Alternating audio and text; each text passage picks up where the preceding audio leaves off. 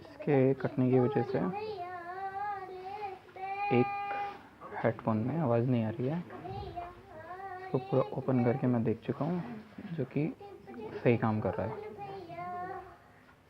तो सबसे पहले इसको हम ठीक से बंद कर लेंगे।